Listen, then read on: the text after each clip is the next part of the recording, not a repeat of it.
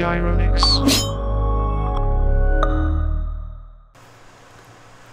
Welcome back to Statistics with Python.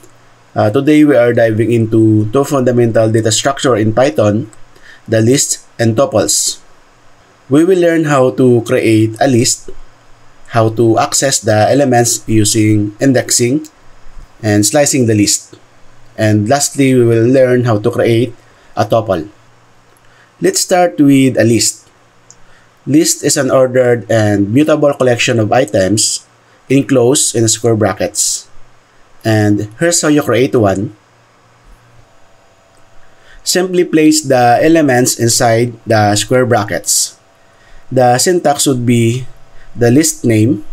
Then inside the square brackets are the elements 1, element 2, 3 up to n. So for example, we have here integers 1, 2, 3, 4, 5. Okay, inside the square brackets. We can also have a string, apple, banana, grape, for example. We can also mix the data type inside the list. So here we have an int, a string, a float, and a boolean. So let's try this out in our VS Code. So make sure you are in your folder directory. In my case, Madrona. Okay, so let's create some file. Let's name this L3 list and tuples. The file extension is .ipynb. Okay, so let's create the title. Okay, markdown. We can copy the format from our last exercise. Okay, so just double click the cell, copy, then paste. Okay, then we can edit the title.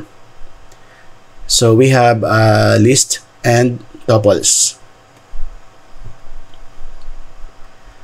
Okay, another markdown for our name. Okay, we can just copy this one. Okay, so paste it. Okay, so we can close this now. Okay, so you can turn this cell into markdown by pressing M in the keyboard. Okay, so let's title this as creating a list. Okay, so let's have our first list. Okay, the numbers. So inside the square brackets, okay, 1, 2, 3, 4, 5. So these are integers. We forgot to select the kernel, so let's select kernel. Okay, so let's run the cell. Alright, so it's good. Let's display by typing the name of the list numbers. Okay, so we have a list of integers 1, 2, 3, 4, 5. Let's try another one, or we can check the type. Okay, so of course that is list. Okay, so let me hide this sidebar. Okay, another list. Okay, so let's try fruits, this time string. Okay, so we have apple, banana, and grape. So inside the single quote.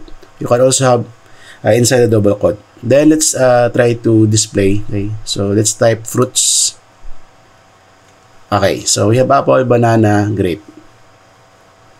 Okay, so let's try mix list. Okay, so let's try integer 10, string hello, okay, float 2.5, and another string, or boolean rather, true. So let's display this mix list. Okay, okay, so good job. To access the elements of the list, we are using the index of the list. So this is the syntax. So the index inside the square brackets. We have two types of indexing, positive and negative. For positive indexing, the first element is at index 0. For negative, it is negative 1. Actually, that is the last element, okay, the negative 1 index. So example, we have these numbers, 1, 2, 3, 4, 5. So the index starts at 0. This is positive indexing. Okay? So at 0 index, we have that value 1. So if you want to access that value, so your statement would be numbers, then index 0 inside the square bracket. So this will return that value 1. Okay? For example, you want to access this number 5. So number 5 is at index 4. Okay, so that's the statement numbers, then inside the square bracket is the index 4. We can have the same effect if you are using negative indexing. So if you're using negative indexing, that 5 is at index negative 1. So the last element. Okay, so we have numbers negative 1. So that is the index. Now let's try this out in VS Code. Okay, so let's create a markdown, okay, for the outline. This is indexing. Right? Let's try to create a list, the same numbers. Okay, so we have 1, 2, 3, 4, 5. Right? So then let's display this one. Okay, so we have now a list of numbers. Let's try to access one of the value. Okay, so we have, let's say, numbers at index 0, and that is number 1, right? The first element.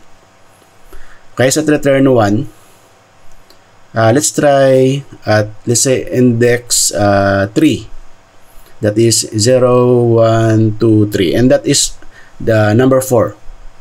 Okay, so let's run. Okay, so to return 4. Now let's try negative indexing. Okay, so the last element, that is negative 1, and that is 5. Okay. Lists are mutable objects, meaning we can change its value. The syntax is the name of the list, then inside the square brackets is the index. So the index we're in, you want to change the value of that element.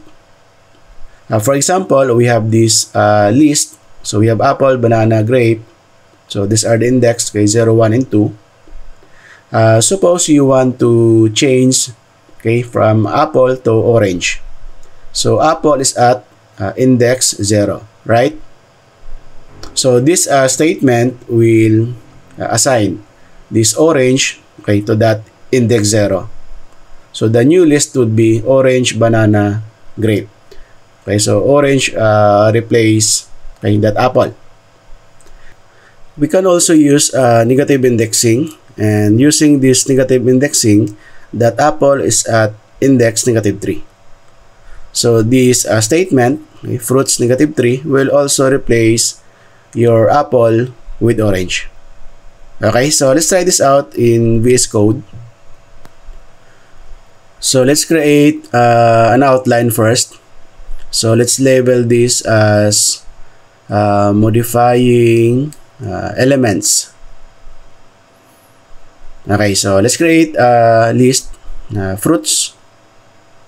Okay, so the same value, we have apple, banana, and grape.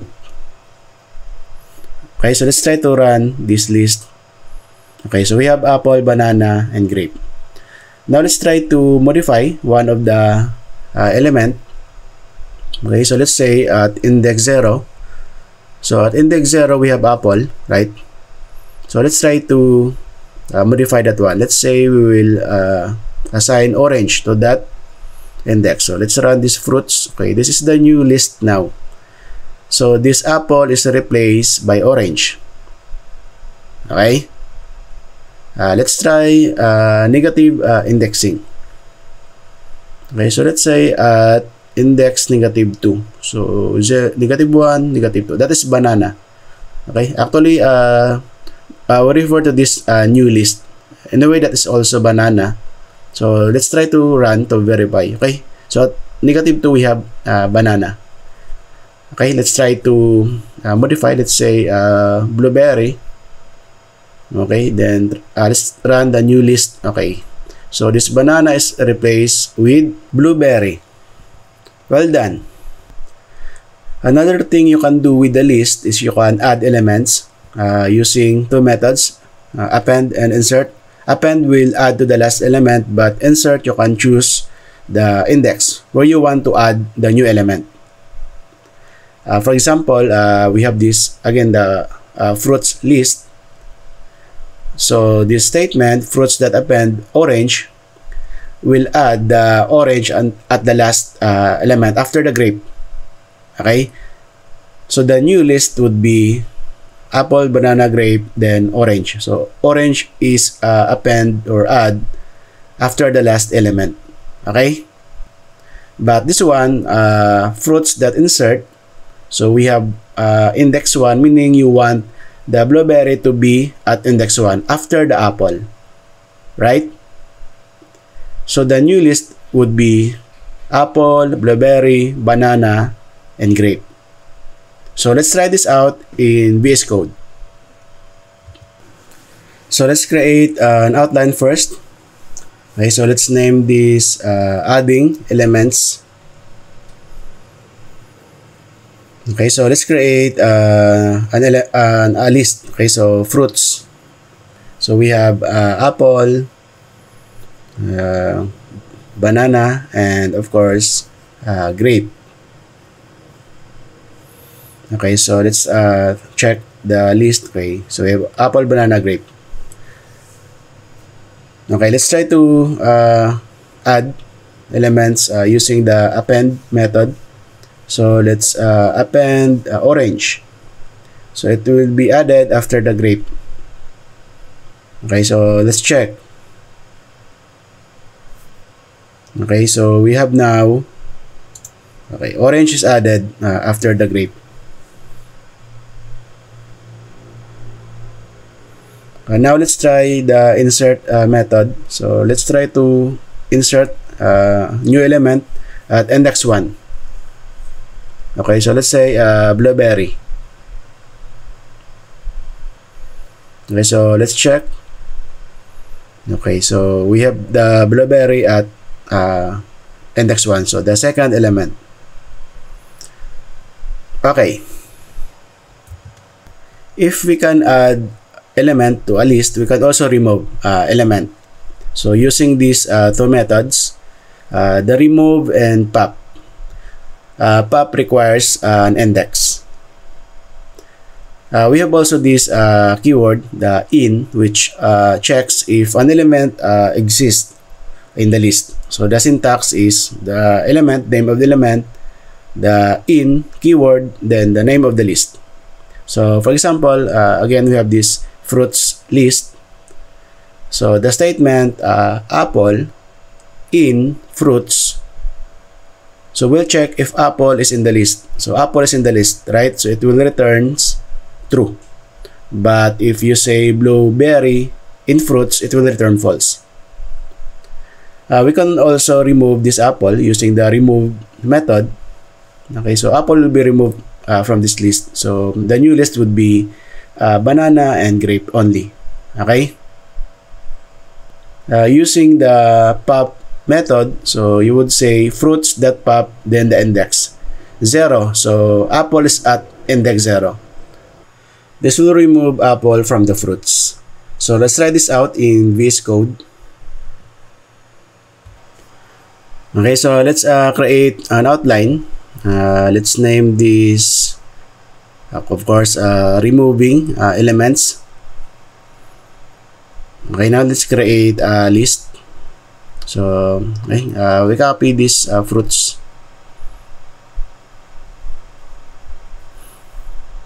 Okay, so we have now our apple, banana, grape. Okay, let's add some element orange. Okay, so we have apple, banana, grape, and orange. Okay, so let's try the in keyword. So this will check if an element is in the list. Okay, so let's try to check banana. Okay, so banana, okay, we have in fruits. It returns true. Of course, banana is in the list of fruits. Let's try something else, not in the list. Let's try blueberry. Oops. Okay, so blueberry. Okay, so let's run. It returns false. Of course, blueberry is not in the list, right? So that's why it returned false. Okay, now let's try to remove one of the fruits. Let's say banana. This will remove banana from the list. Okay, so we have updated the list. The original list contains banana, right? Now the new list contains apple, grape, and orange. So such that if we are going to check if banana is in fruits, now this will return false, right? Because banana is not in the list of fruits anymore.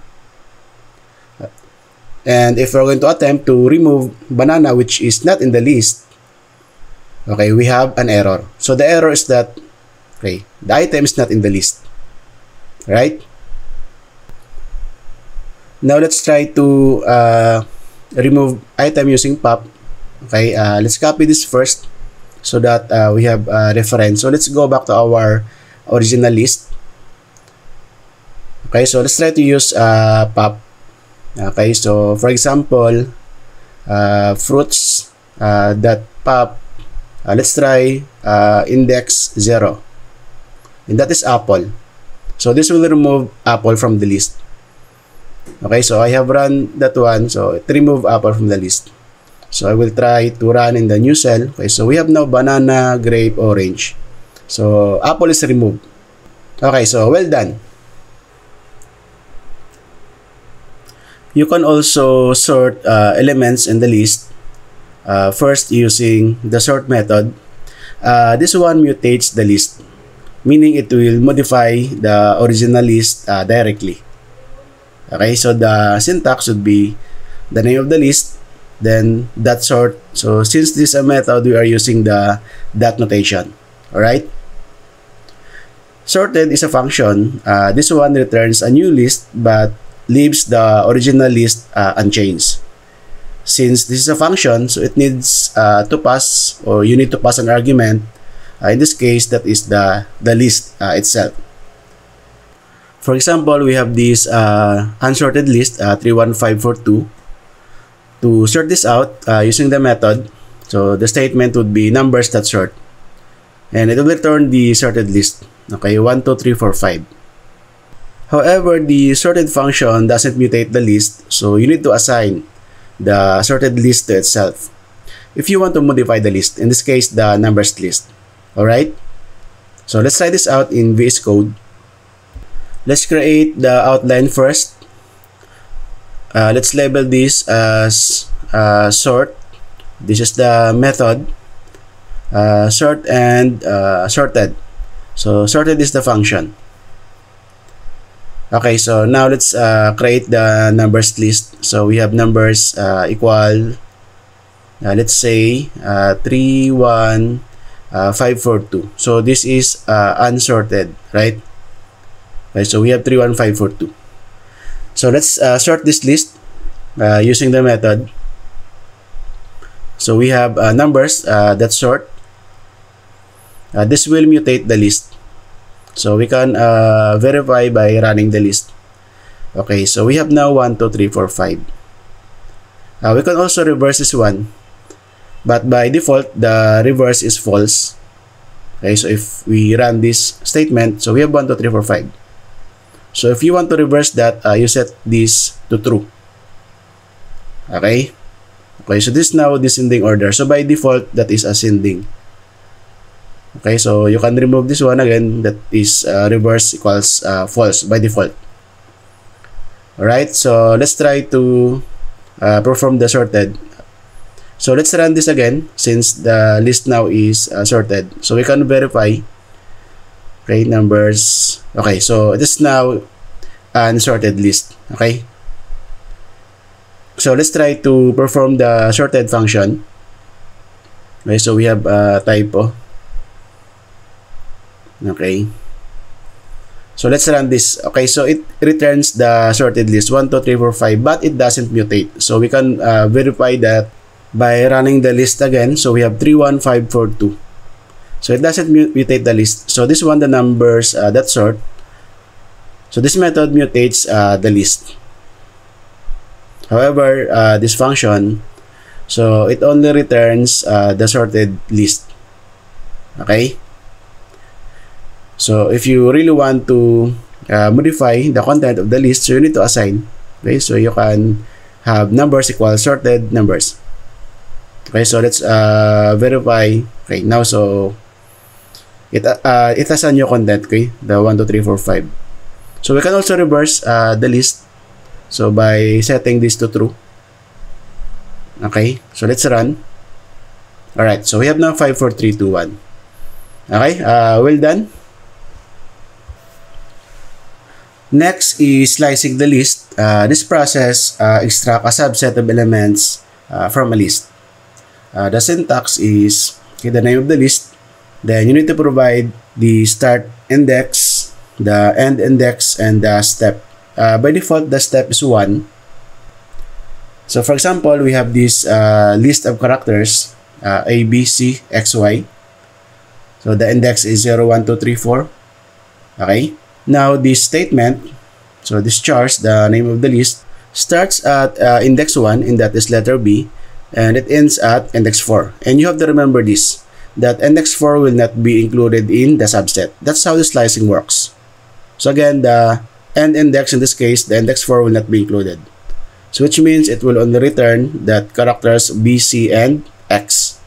Alright? This next example has a step of 2. So it starts at 0, index 0, and that is letter A, right? It ends at index 5. So right here, which means that Y at index 4 is included in the subset. Okay, so the step is 2, which means from A, it has 2 steps and another 2 steps. So Y, so it will return A, C, and Y. So let's try this out in VS Code. Okay, so let's create outline first. So let's label this as slicing. Now let's create the list of characters. So we have chars. So equal, okay, first characters A, B, C, then X, and Y. Okay, so let's verify the list. Okay, so we have now the list. Another function we can have for the list is the length. So the keyword is length. So this will return the length of the list. So basically the number of elements. So let's check our chart. So we have 5 elements, right? So this is 1, 2, 3, 4, 5. Okay. Now let's try to slice the list.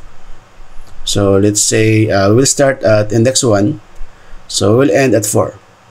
Okay, so index 1 is B, 1, and that is 2, 3, and 4. So take note, 4 will not be included. So up to X only. Okay, so we have BCX. Okay, so far so good. So let's have another slice. This time we'll provide the step. So we'll start at index 0. Okay, we'll end at 5. So the step is 2. Okay, so of course this will return A, C, and Y. Right? So good job. Now let's talk about tuple. Tuples are immutable objects, and that is once you create them, you cannot change its values. So the elements are enclosed in parentheses, and that's how you create a tuple. So simply enclose the elements inside the parentheses. The syntax is similar to list. Instead of square brackets, we have parentheses. Okay? So the examples are again similar to list. So instead of square brackets, again we have parentheses. The main difference is that it is immutable. So for example, you want to change the value at that index 0 in the numbers tuple. So you want to assign 2 to that element, you will have an error. So tuple will not allow you to change its value. Okay? But if you really want to change that number 1 to 2, what you can do is you can create another object. So currently we have this object in the memory. 1, 2, 3, 4, 5, then the numbers is bind to that object, right? So you can create another object. We have 2, 2, 3, 4, 5, so replacing that 1 to 2. But this is another object. So what happens here is that the numbers will rebound to that new object. Okay? But still, that tuple 1, 2, 3, 4, 5 is still in the memory. It's just it lost its binding. Right? So let's try this out in VS Code. Okay, so let's create an outline first. So let's label this as tuple. Okay, so let's create a tuple. Let's name this as my tuple. The values are, okay, so simple. 1, 2, 3, 4, 5. Okay, so let's verify the values. Alright. We can also check the type. So obviously it will return tuple. We can also check the length, just like in the list. So we have the length function. So it will return 5. Okay, so we have 5 elements, right? Like the list, we can also perform slicing. So let's try that one. Okay, so let's slice this tuple. So we'll start at index 1, that is 2, 3. We'll end at 4. So take note that 4 will not be included. So we only have 2 and 3. Okay? We can also perform indexing in tuple. So let's try to check, okay, the element at index 1, that is number 2. Right? But we cannot change that value since tuple is immutable. So if you attempt to change that value to 1, okay, so you will have an error. Okay? So this does not support an item assignment. So you cannot modify the value. So what you can do is you can create another object. Okay, so let's say 1, 1, 3, 4, 5. But take note, this is another object. So the variable my tuple is rebound to this new object. Okay? We can also create a mixed data type. Okay, so let's try that one. So let's say mix tuple. So let's try an int. We have 10, a string, hello for example. Okay, float 2.5, then a boolean, so true. Okay, so let's verify. Well done. Now let's save this into our GitHub repository. So open your get bash, then change directory to your folder. So you have cd space, okay, drag your folder. Okay, so now we can check the status. Okay, get status. Okay, so that's our file L3. Okay, we can stage now get add, then space, okay, dot. So we can check the status. Okay, get status. So it turned green, meaning it's stage file. So we can commit now. Okay, so let's have a message add L3. Okay, so we can push now to our GitHub repository. So we can verify if it is successfully saved to our account. Okay, so just browse to your repository. Okay, so here's my folder name, Madrona. Okay, so here it is, L3. Alright, congratulations. This ends my lecture for today. Thank you for learning with me and see you in the next lesson.